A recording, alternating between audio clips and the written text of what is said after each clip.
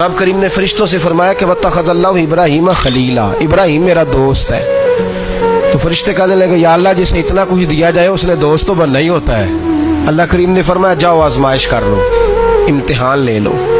फरिश्ता इम्तिहान लेने पहुंच गया। हजरत इब्राहीम के जानवर चर रहे हैं चरागाह में, हजरत इब्राहीम भी हैं, गुलाम भी हैं, बहुत बड़ा रेवड़ है। आप तशरीफ फरमाए। एक फरिश्ता आया तो खेत में छुप के बैठ गया।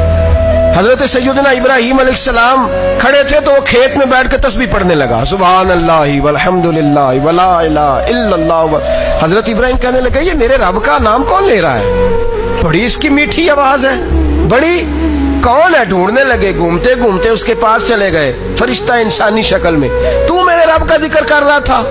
उसने कहा मैं ही कर रहा था। फरमाने लगे यार एक दफा फिर नहीं करता? तो कहने लगा इब्राहीम पहले तो मैं अपनी मर्जी से कर रहा था, तू कहता है तो पैसे लगेंगे, पैसे हैं तो कर देता हूं।